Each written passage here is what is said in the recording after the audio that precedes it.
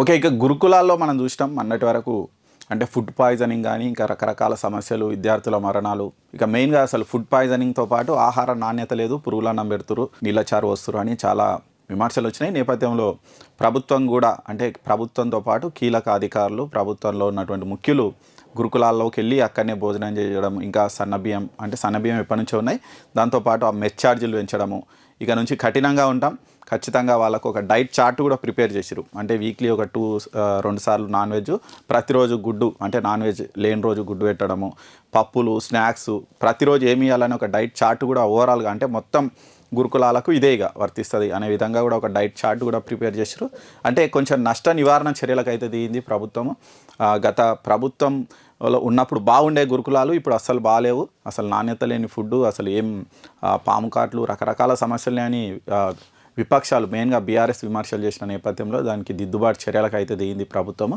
మరి దానికి సంబంధించి ఆల్రెడీ మెస్ ఛార్జీలు పెంచడము ఇవైతే నడుస్తున్నాయి. సరే, వాటి ఫలితాలు ఎలా ఉన్నాయనేది మనకు తర్వాత తెలుస్తుంది. కానీ కాకపోతే ఈ గురుకులాల్లో అసలు నాణ్యమైన ఫుడ్ ఎందుకు అంటే లాస్ట్ గవర్నమెంట్ ఉన్నంత వరకు మంచిగా ఉండి సడన్గా ఎందుకు చేంజ్ వచ్చింది అనే దాని మీద అధికారులు విచారణ జరిపారంట.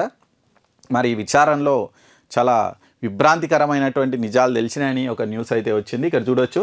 అసలు మెయిన్ దీనికి కారణం ఎవరు అంటే గులాబీ కాంట్రాక్టర్లు అంట. గులాబీ కాంట్రాక్టర్లు అంటే గత ప్రభుత్వంతో సంబంధం ఉన్నటువంటి వాళ్ళకి అక్కడ గురుకులాల్లో ఫుడ్ సంబంధించి కాంట్రాక్ట్ ఇచ్చారు. ఇప్పుడు గవర్నమెంట్ చేంజ్ అయినా వాళ్ళే కంటిన్యూ అవుతున్నారు. దాంతో ప్రభుత్వానికి చెడ్డ పేరు తెచ్చే విధంగా ఆ కాంట్రాక్టర్లు వ్యవహరిస్తున్నారు అని ఒక ఆరోపణ అయితే వినిపిస్తుంది. మరి తనిఖీల్లో ఎన్నో లోపాలు వచ్చినాయంట. మరి ఏజెన్సీలకు ఆల్రెడీ అధికారులు కూడా వార్నింగ్ ఇచ్చిరట.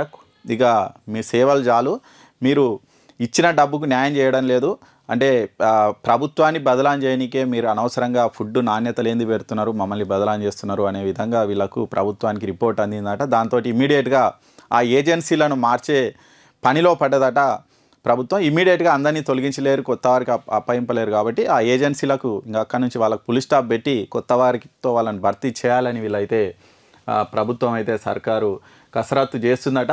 మరి అతి త్వరలోనే దానికి సంబంధించి ఆ టెండర్లను కూడా పిలుస్తారట. ఇక ఆ టెండర్లు పిలిచిన తర్వాత కొత్త వారికి బాధ్యతలు ఇస్తారట. మరి ఆ కొత్త వారికి కూడా మరి గతంలో గులాబీ కాంట్రాక్టర్లు వచ్చినప్పుడు ఇప్పుడు మరి ఏమంటారు కాంగ్రెస్ కాంట్రాక్టర్లు వచ్చి కూర్చుంటే కష్టం మళ్ళా. ఎందుకంటే ఇక పార్టీ వాళ్ళు వస్తే వాళ్ళు ఇంతో అంతో ఎన్కేసుకోవాలనే చూస్తారు. కాబట్టి మరి నిజంగా పిల్లల మీద ప్రేమ ఉండి మేము కరెక్ట్ చేస్తామనే వాళ్ళు ఎవరైనా ఉంటే వాళ్ళకి అప్పచెప్తే బెటరు.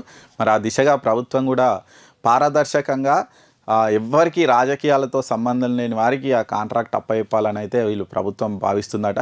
మరి అది ఆ ప్రక్రియ ప్రారంభమైంది.